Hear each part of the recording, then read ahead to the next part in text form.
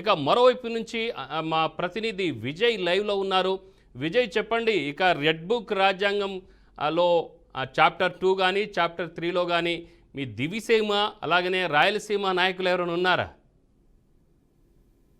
అయితే రామారావు చూసుకుంటే మనం రెడ్ బుక్ అనేది ఎక్కడ పుట్టుకొచ్చింది అనేది మనకి అందరికీ ఇప్పుడు శ్రీనివాసరావు గారు చెప్పినట్టు లోకేష్ గారి పాదయాత్రలో లోకేష్ పాదయాత్రను ఇబ్బందులు పెట్టు అంటే అడుగడుగున ఇబ్బందులు పెట్టడం మనం చూసాం. అలాగే నారా చంద్రబాబు నాయుడు గారిని అరెస్ట్ చేసినప్పుడు లోకేష్ యువగలం పాదయాత్ర జరగనీకోకుండా చేసినప్పుడు రెడ్ బుక్ అనేది పుట్టుకొచ్చింది. ఆ రోజే లోకేష్ గారు చెప్పారు, ఈ రెడ్ బుక్ లో ప్రతి ఒక్కరి పేరు అయితే ఇబ్బంది పెట్టిన ప్రతి ఒక్కరి పేరు ఉంటుంది, వాళ్ళందరికీ పనిష్మెంట్ తప్పదు అన్నట్టయితే ఆ రోజు సంచలన వ్యాఖ్యలు చేశాడు. ఆ రకంగానే కొన్ని రకంగా అడుగులు వేశారని చెప్పొచ్చు. అయితే ముఖ్యంగా చూసుకుంటే మన రాయలసీమ ప్రాంతంలో ఏదైతే మొట్టమొదటిగా యువగలం పాదయాత్ర ప్రారంభమైంది రాయలసీమ ప్రాంతంలోనే, అలాంటి రాయలసీమ ప్రాంతం కూడా యువగలం పాదయాత్ర జరుపుకోకుండా అప్పటి వైసీపీ పార్టీ చాలా ఇబ్బందులకు అయితే గురి చేసింది. మనం స్పష్టంగా చూసినట్టు మనం కూడా చూసాము.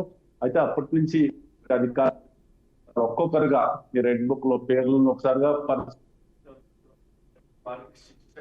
అంటే వారిపైన యాక్షన్ అంటే చాప్టర్ 1, చాప్టర్ 2, చాప్టర్ 3 మీరు చెప్పినట్టుగా 3 చాప్టర్లుగా విభజించారు. అయితే చాప్టర్ 1 లో మనం చూసుకుంటే అధికారులు వైసీపీ అధికారంలో ఉన్నప్పుడు రాజకీయ నాయకులు అండదండలతో తెలుగుదేశం పార్టీ కార్యకర్తల్ని నాయకుల్ని ఇబ్బంది పెట్టిన వారిని చాప్టర్ 1 గా అంటే పోలీస్ అధికారులు కావచ్చు, రెవెన్యూ కావచ్చు, ఇలా అధికారులు చాప్టర్ 1 గా ఒకటి అయితే సృష్టించారో చాప్టర్ 1 లో ఇప్పటికే కొన్ని రకాలుగా అంటే ఇబ్బంది పెట్టిన నాయకులను ట్రాన్స్ఫర్లు చేయడము ఇట్లాంటివి జరిగాయి. కాకపోతే కొంతమంది అధికారులు కానీ పోలీస్ అధికారులు కానీ మేము అప్పటికి అధికారులు చెప్పినట్టే చేశాం తప్పిస్తే మేము సొంతంగా మాకే ఇంటెన్షన్ లేదని చెప్పడం కూడా జరిగింది. అలాంటి వారిని కూడా కొంతమంది అయితే ట్రాన్స్ఫర్లు చేయడం జరిగింది. రెండో చాప్టర్ 2 అన్నట్టుగా ఇప్పుడు చూస్తున్నాం. పొలిటికల్ వల్లభనేని వంశీ, పేర్ని నాని, రోజా వీళ్ళపైన కూడా యాక్షన్. ముఖ్యంగా గోరంట్ల మాధవ్, రాయలసీమ ప్రాంతంలో గోరంట్ల మాధవ్ చాలా నీచంగా అంటే తెలుగు జాతి శబ్ద సమాజం తల దించుకునేలా ఒకసారి నారా చంద్రబాబు నాయుడు గారిని,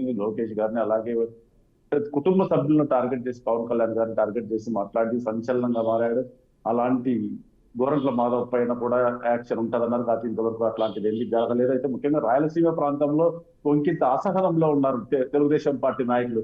లోకేష్ గారు రెడ్ బుక్ అన్నవారు తప్పిస్తే రెడ్ బుక్ ప్రభావం ఇక్కడ రాయలసీమ ప్రాంతంలో ఎక్కడ కనిపించట్లేదు అనేది అయితే కొంచెం తెలుగుదేశం పార్టీ నాయకులు కొంచెం డీలాలో పడ్డారు. వాళ్ళపైన యాక్షన్ ఎప్పుడు అనేది అయితే ప్రెజర్ అంటే నాయకుల పైన ప్రెజర్ చేస్తున్నట్లయితే కనిపిస్తుంది. అయితే లోకేష్ గారు కూడా వీటిపైన ఆచితూచి అంటే ముందుకేస్తున్నారు. ఇటువంటి ప్రజల్లో వ్యతిరేకత రాకుండా అలాగే చట్ట ప్రకారమే తీసుకోవాలి, చట్ట ప్రకారమే ముందుకెళ్లాలనే ఉద్దేశంతో ఆగినట్టే తెలుస్తోంది. అయితే రాయలసీమ ప్రాంతంలో మిథున్ రెడ్డి కావచ్చు, పెద్దారెడ్డి, అలాగే కేతిరెడ్డి, గోరంట్ల మాధవ్, అలాగే తోపుదుర్తి చంద్రశేఖర్ రెడ్డి ఇలాంటి వారు చాలా నీచంగా కామెంట్లు చేయడం జరిగింది. అయితే రెడ్ బుక్ ఎవరు అతిథులు కాదు అనే విధంగానే అందరి మీద యాక్షన్ ఉంటుంది. కాకపోతే చట్ట ప్రకారంగానే జరుగుతుంది తప్పితే చట్టానికి అతిక్రమించి అయితే ఏది జరగదని లోకేష్ గారు స్పష్టం చేశారు. అలాగే మనం చూస్తూనే ఉన్నట్టు వల్లభనేని వంశీ నాకు చేరింది. అలాగే సినీ డైరెక్టర్ రామ్ గోపాల్ వర్మ కేవలం వీళ్ళ పైన యాక్షన్ ఎవరైతే కంప్లైంట్లు ఇచ్చారో కంప్లైంట్ ఆధారంగానే చేసుకుంటారు కానీ అనవసరంగా ఇబ్బంది పెట్టకూడదనే ఆలోచనలోనే తెలుగుదేశం పార్టీ అంటే లోకేష్ గారు, చంద్రబాబు నాయుడు గారు కూడా మనం ఆలోచిస్తున్నట్లు తెలుస్తుంది. అయితే ఎటువంటి పరిస్థితుల్లోనూ అతిక్రమించుకోకుండా అంటే చట్టాన్ని ఉల్లంఘించుకోకుండా అతిక్రమించుకోకుండా చట్ట ప్రకారమే జరగాలన్నది వారి ఆలోచన. కాకపోతే ఇక్కడున్న పూర్తి నాయకులు కార్యకర్తలు కాబట్టి కొంచెం ఆవేశంగానే అంటే దాదాపు 5 సంవత్సరాలు పూర్తిగా మమ్మల్ని ఇబ్బంది పెట్టిన వారిని ఏంటికి వదిలేస్తారు. కనీసం ఇప్పటికి కూడా వైసీపీ నాయకులు వేసిన అంటే సిఐలు కావచ్చు, డిఎస్పీలు, ఇక్కడ మున్సిపల్ అధికారులు, ఎంఆర్ఓలు వారే ఉన్నారు. వైసీపీ అధికారంలో ఉన్నప్పుడు నాయకులే ఉన్నారు. వారికే పనులు జరుగుతున్నాయి. ఎక్కడుంది రెడ్ బుక్ అనే ఒక క్వశ్చన్ మార్క్ కూడా రాయలసీమ ప్రాంతంలో ఏర్పడితే ఒక ప్రశ్న అయితే మొదలైంది.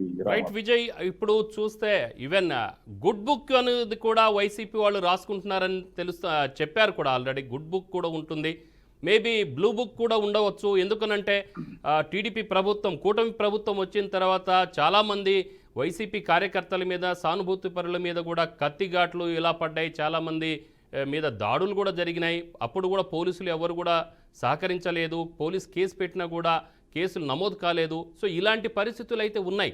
సో రాబోయే అంటే మీ ప్రభుత్వం ఎప్పటికీ శాశ్వతంగా ఉంటుందని అనుకోకండి కూడా జగన్మోహన్ రెడ్డి గారు కొన్నిసార్లు హెచ్చరించారు. సో దీన్ని బట్టి చూస్తే రాబోయే రోజుల్లో ఇలాంటి పరిస్థితి అసలు ఆంధ్ర రాష్ట్రంలో మరి వల్లకాడు అన్నట్టుగా ఆ ఓడేమైనా కనబడుతుందా అని అనిపిస్తోంది. దీన్ని ఎలా చూడాలి? మొత్తాన్ని దీనికి అయితే ఫుల్ స్టాప్ రామారావు పెట్టాల్సిన అవసరం ఉంది కదా. మీరు చెప్పిన మాటకి వాస్తవమే. రాజకీయాలు అనేది కేవలం కక్షపూరితంగా చూడుకోకుండా Yes. కేవలం ప్రజల అంటే రాష్ట్ర అభివృద్ధి వైపే చూడాలని తప్పిస్తే ఇలా కక్ష పూరితంగా చూసుకుంటే ఇప్పుడు రెడ్ బుక్ వీళ్ళు ఏర్పాటు చేశారు. నెక్స్ట్ బ్లూ బుక్ అంటే ఇంకో బుక్ అంటే ఇలాంటివి Yes. అలాగే కొనసాగుతుంటాయి. ఇలాంటి వాటికి స్వస్తి పలకాలి. ఏదైతే వీళ్ళు తప్పు చేశారో ఆ తప్పని చూపించి వాళ్ళకి ఏమన్నా కానీ తప్పు చేసింటేనే నిజంగా తప్పు చేసింటేనే అలాంటి వారికి శిక్షలు పడేటట్టు చూడాలి. అలాంటి అవగాహన కూడా ప్రజల్లో కల్పించాలి. అంటే ఒక రెడ్ బుక్ ఉంది కదా అని చెప్పి రెడ్ బుక్ లో ఇష్టానుసారం అంటే రెడ్ బుక్ లో పేర్లు ఉన్నాయి కదా అని ప్రతి ఒక్కరి పేరు ఆ రోజు రాసుకొని ఉంటారు. అంటే వాళ్ళ అధికారులు పూర్తిగా వాళ్ళకి పోలీస్ అధికారులకే అనుకున్నాము. వాళ్ళ ఐపీఎస్ చెప్పినప్పుడు ఖచ్చితంగా ఎస్ఐ, సిఐ, డిఎస్పీ స్థాయి చేయాల్సి వస్తుంది. అంటే Yes. ప్రెజర్ వల్ల చేసింటారు. అలాంటి కొంచెం చూసుకొని రైట్ అంటే కుమార్. ఎందుకు చేశారనేది ఆలోచించి రెడ్ బుక్ విధానాన్ని అమలు చేస్తున్నారు.